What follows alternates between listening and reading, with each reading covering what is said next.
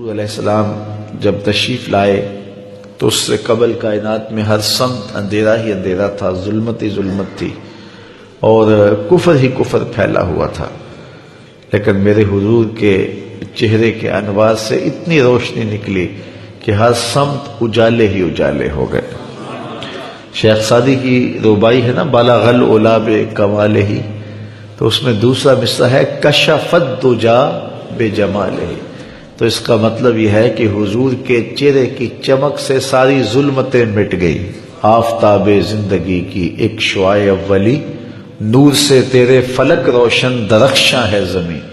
تیری ہستی روشنی کا ایک حسین مینار ہے،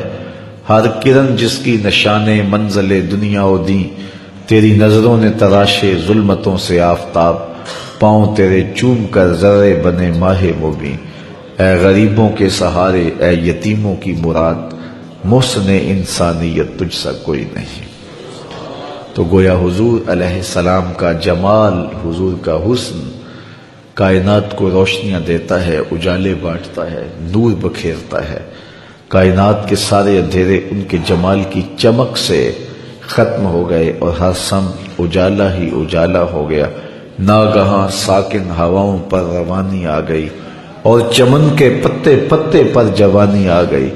آج زانوئے ازل نے صبح پہ انگڑائی لی اور مسکرا کر ایک کرن نے ہاتھ میں شہنائی لی۔ مخزن اسرار قدرت کے امی پیدا ہوئے، غل ہوا دنیا میں ختم المرسلین پیدا ہوئے۔ سیدہ آمنہ سلام اللہ علیہا فرماتی ہیں جب حضور کی ولادت کے لمحے قریب آئے تو ستارے میرے آنگن کے اتنے قریب آ گئے کہ مجھے لگتا تھا میرے ویڑے میں گر پڑیں گے۔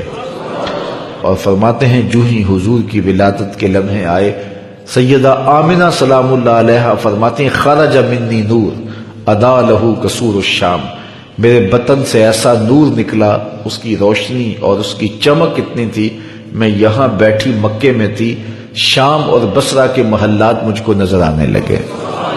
یہ سیدہ آمنہ کا قول ہے سلام اللہ علیہا کا، اس کا کوئی بھی انکار نہیں کرتا، تمام مکاتب فکر کے لوگ اس کو مانتے ہیں، تسلیم کرتے ہیں۔ اور پھر اجالے ہی اجالے پھیل گئے، نور ہی نور پھیل گیا۔ سیدہ عائشہ رضی اللہ تعالیٰ عنہ اس چمک کی کہانی سناتے ہوئے فرماتی ہیں کہ میں ہاتھ میں سوئی لیے کچھ سی رہی تھی کہ میرے ہاتھ سے سوئی گر گئی، اور حضور کے گھر میں جو دیا ہے اس میں جلانے کے لیے تیل بھی نہیں تھا، تو میں پریشان ہوئی کہ اب گمی ہوئی سوئی کیسے ملے گی۔ ایسے میں حضور تشریف لائے تو میں نے عرض کیا تو حضور مسکرا پڑے، جس کی تسکین سے روتے ہوئے ہنس پڑے، اس تبسم کی عادت پہ لاکھوں سلام۔ تو کہا حضور مسکرا پڑے۔ اب اگلے لفظ سیدہ کے سنیے، فرماتے ہیں فَتُبُيِّنَتِ الْعِبْرَةُ بِشُعَاعِ نُورِ وَجْهِهِ، ایسی روشنی آئی کہ میں نے گمی ہوئی سوئی کو تلاش کر لیا۔ حضرت قاری ثناء اللہ پانی پتی علیہ الرحمہ نے تفسیر مظہری کے اندر لکھا ہے کہ باقاعدہ عورتیں حلیمہ سعدیہ کے گھر آئیں اور کہا حلیمہ تو اتنی امیر ہو گئی ہے کہ رات کو بھی چراغ نہیں بجھاتی، بڑے بڑے امیر چراغ بجھا کے سو جاتے ہیں لیکن تیرے گھر میں رات کو بھی چراغ جلتا ہے، تو بڑی غریب تھی اور تیری تو قسم پرسی ضرب المثل تھی، لیکن اب تو اتنی امیر ہو گئی ہے کہ رات کو چراغ بجھا کے نہیں سوتی۔ تو حضرت حلیمہ سعدیہ نے فرمایا آؤ تمہیں بتاؤں میرے گھر میں کون سا چراغ ہے۔ تو باقاعدہ ان عورتوں کو اپنے گھر لے کے گئیں۔ حضور علیہ السلام پالنے میں تھے، پنگھوڑے میں تھے، تو حضور کی طرف اشارہ کر کے حضرت حلیمہ سعدیہ نے کہا ما کننا نحتاج الی السراج من یوم اخذناہ، جب سے یہ پیارا ہمارے گھر میں آیا ہم نے تو سارے دیے توڑ دیے ہیں، دیے کی ضرورت نہ مشعل کی حاجت، عجب روشنی تو نے پائی حلیمہ، بڑی تو نے توقیر پائی حلیمہ، بنی تو محمد کی دائی حلیمہ۔ کہتے ہیں حضرت حلیمہ سعدیہ کو دوسرے کمرے میں روشنی کی ضرورت ہوتی، حضور کو اٹھا کے وہاں لے جاتی،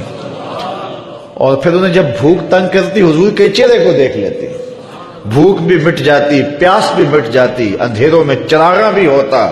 وہ سارا دن تو صحراؤں میں گھوم لیتی تھی، اسے جب بھوک لگتی تھی لبوں کو چوم لیتی تھی۔